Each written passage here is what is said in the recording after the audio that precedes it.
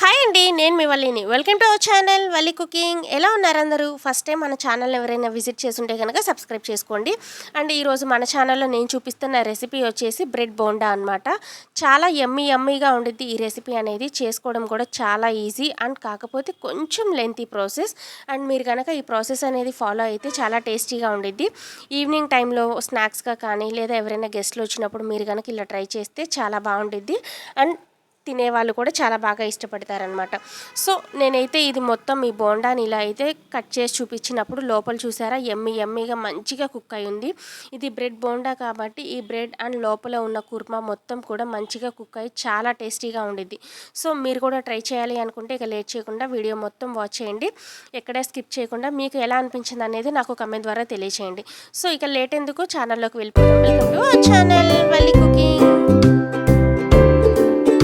ముందుగా ఈ బ్రెడ్ బోండా చేయడం కోసం నేను 2 ఆలూనైతే ఇలా ఉడికించి పెట్టుకున్నాను అనమాట. ఉడికించి పొట్టు తీసి పక్కన పెట్టుకున్న ఆలూతో ఇప్పుడు నేను 2 బ్రెడ్ ప్యాకెట్స్ అయితే తీసుకున్నాను. బ్రెడ్ ప్యాకెట్స్ మనకి ఎంత సరిపడిద్దా అనేది మనం చేసుకునే రెసిపీని బట్టి మనం తీసుకోవాలన్నమాట. సో ఇప్పుడు ఆలూనైతే నేను ఇలా తురిమి పెట్టుకుంటున్నాను అనమాట. మనం స్మాష్ చేసేసినా లేకపోతే ఏదైనా మెత్తగా చేయాలని చూస్తే గడ్డలుగా వస్తుంది కదా, ఆ విధంగా కాకుండా ఇలా తురిమితే ఏంటంటే మనకి షేప్ కూడా మంచిగా వస్తుంది అండ్ మనం బాల్స్ చేసుకోవడానికి కూడా చాలా బాగుంటుంది అనమాట. సో నేనైతే ఆలు మొత్తం కూడా ఇలా తురిమి పెట్టుకుంటున్నాను. ఇదే విధంగా ఇప్పుడు నేను ఉడికించుకొని తురిమి పెట్టుకున్న ఆలు మొత్తం కూడా ఇదేనమాట. ఇప్పుడు దీంట్లో మనం కావాల్సిన ఇంగ్రీడియంట్స్ అన్నీ కూడా యూజ్ చేయొచ్చు. ఫస్ట్ నేనైతే ఆనియన్స్ అండ్ మిర్చి అండ్ క్యారెట్ కూడా నేను తురిమి పెట్టుకునేది. ఈ విధంగా ఈ మొత్తం కూడా ఇందులో మిక్స్ చేసేసుకున్నాను. మిర్చి వచ్చేసరికి సన్నగా రౌండ్గా చాప్ చేసుకున్నాను.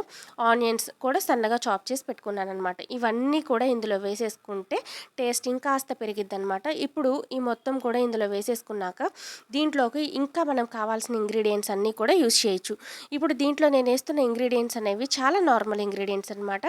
తగినంత సాల్ట్ అయితే యాడ్ చేసుకున్నాను అండ్ దీంట్లో కొద్దిగా కారం, కొంచెం పసుపు, అంటే కారం ఏంటంటే టేస్ట్ అంటే మిర్చి అండ్ కొద్దిగా వేసుకుంటున్నాను. దీంట్లోనే కొద్దిగా జీలకర్ర కూడా యాడ్ చేస్తున్నాను అండ్ దీంట్లో కొంచెం ధనియాల పొడి వేసుకుంటున్నాను. ఇలా వేసుకున్న తర్వాత దీంట్లో నేను కరివేపాకుని ఇలా కొంచెం స్మాష్ చేసేసి వేసేసుకుంటున్నాను అనమాట. మనం కరివేపాకు కట్ చేసుకునే దానికన్నా ఈ విధంగా వేస్తే మనకి బాగా సెట్ అయిపోయింది. దీంట్లో సన్నగా తురిమి పెట్టుకున్న కొత్తిమీర కూడా వేసేసుకుంటున్నాను. ఇంకా లేట్ ఎందుకు, మనం కావాల్సిన ఇంగ్రీడియంట్స్ అన్నీ కూడా ఇందులో వేసేసుకున్నాం కదా, ఈ మొత్తం కూడా మనం మంచిగా కలుపుకోవాలి.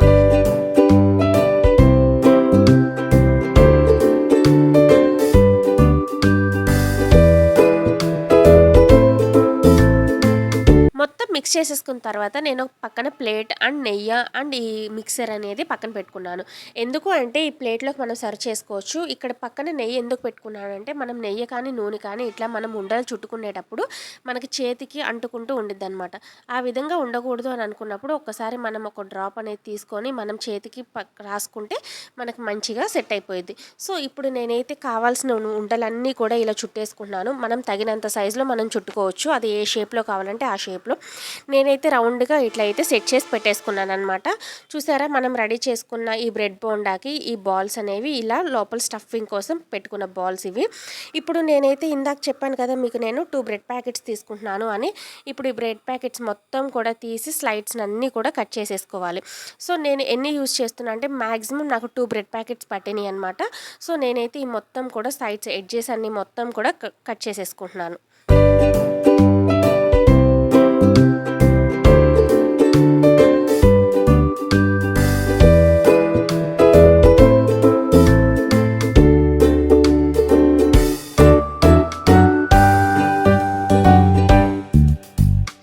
నేనైతే బ్రెడ్ ప్యాకెట్ మొత్తం కూడా ఇట్లా స్లైడ్స్ లైట్గా రఫ్గా కట్ చేస్తున్నాను, హెవీగా కట్ చేయట్లేదు. ఎందుకంటే మనం బ్రెడ్ అనేది మనం బాల్ చుట్టుకోవడానికి ఎటు మనకి బ్రెడ్ సరిపడింది కాబట్టి లైట్గా బ్రౌన్ షేడ్ వరకు కట్ చేసేసుకొని ఈ విధంగా చూపిస్తున్నాను.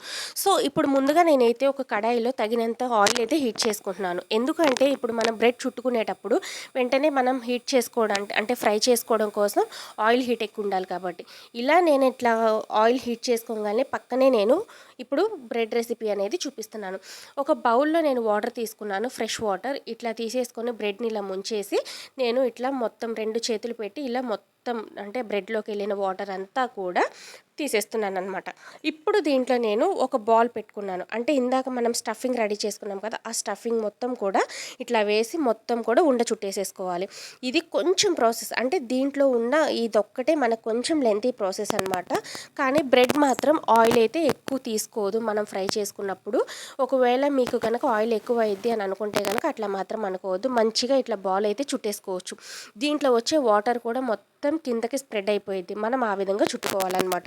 ఇప్పుడు అయితే నేను రెడీ చేసుకున్న ఈ బాల్ ఉంది కదా, చూసారా ఎంత మంచిగా షేప్ సెట్ అయిందో. ఈ విధంగా మనం మంచిగా షేప్ సెట్ చేసుకోవాలన్నమాట.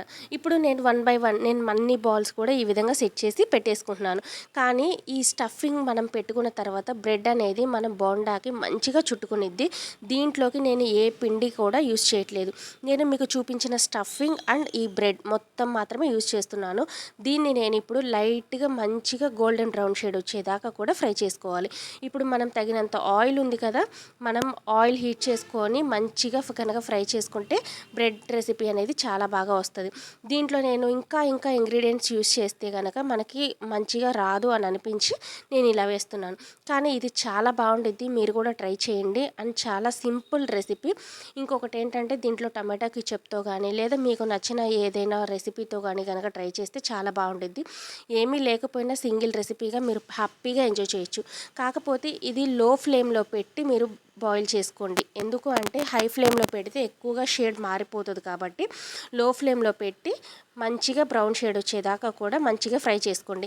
ఈ విధంగా చేసుకుంటే మీకు రెసిపీ అనేది చాలా బాగా సెట్ అయ్యిద్ది. అండ్ మీరు కూడా చాలా బాగా మార్క్స్ కొట్టేస్తారనమాట తిన్న వాళ్ళ దగ్గర. సో నాకైతే 1 బై 1 వేసుకొని 1 బై 1 తీసేసుకొని అయితే పక్కనేస్తున్నాను. డెఫినెట్గా మీరైతే చాలా బాగా ఎంజాయ్ చేస్తారు. ఇది లైట్ స్వీట్గా కూడా ఉండేది. మనం షుగర్ యాడ్ చేయకపోయినా కూడా లైట్ స్వీట్నెస్ అనేది ఉంటుంది.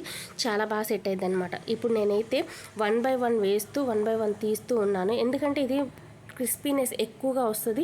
అండ్ బ్రౌన్ షేడ్ కనుక త్వరగా వచ్చేస్తే కనుక మనకి లుక్ బాగోదు. కాబట్టి అంతేకాను లోపల స్టఫింగ్ కూడా చాలా మంచిగా కుక్ అవుతూ ఉండిద్ది అనమాట. సో మీకు ఎలా అనిపించింది? మీకు నచ్చిందా? మీకు కనుక నచ్చితే మన ఛానల్ని డెఫినెట్గా సబ్స్క్రైబ్ చేసుకోండి. అండ్ ఈ రెసిపీ చాలా ఈజీగా ఉండిద్ది. మనం బాల్స్ చుట్టుకునేటప్పుడు మాత్రమే మనకు కొంచెం టైం ప్రాసెస్గా ఉండేది. ఇక మిగతా ఏ ప్రాసెస్ అయినా కూడా చాలా ఈజీగా చాలా సింపుల్గా అయితే మనం చేసేసుకోవచ్చు అనమాట. మనం బ్రెడ్లో ముంచి మనం బాల్ చుట్టుకునేటప్పుడు మాత్రమే మనకు కొంచెం టైం తీసుకునిద్ది. సో మిగతా అన్నీ కూడా చాలా ఈజీగా ఉండేది. మనం బాల్ చుట్టేసిన తర్వాత ఫ్రై చేసుకోవడం కూడా చాలా ఈజీ అండ్ చాలా సింపుల్గా ఉండేది అనమాట. సో ఫైనల్గా అయితే నేను ఈ బ్రెడ్ రెసిపీస్ అన్నీ కూడా 1 బై 1 నేను తీసుకున్న 2 బ్రెడ్ ప్యాకెట్స్ మొత్తం కూడా యూజ్ అయినాయి అనమాట. మీకు స్టఫింగ్ కూడా చాలా నార్మల్గానే చూపించాను. ఎక్కువ మసాలాలు కానీ ఇంగ్రీడియంట్స్ కానీ ఏది యూజ్ చేయకుండా. ఫైనల్గా మొత్తం ఫ్రై చేసుకున్న మన బ్రెడ్ బాల్స్ అయితే ఇలా వచ్చేసినాయి అనమాట. మీకు ఇలాంటి డిఫరెంట్ రెసిపీస్ అండ్ డిఫరెంట్గా ట్రై చేయాలి అని అనుకున్న రెసిపీస్ అన్నీ కూడా నేనైతే చూపిస్తూ ఉంటాను. మన వలి కుకింగ్ ఛానల్లో వచ్చే రెసిపీస్ అన్నీ కూడా నచ్చుతూ ఉంటాయి. మ్యాక్సిమం ఇక నుంచి ఇట్లాంటి రెసిపీసే చూపించడానికి ట్రై చేస్తాను.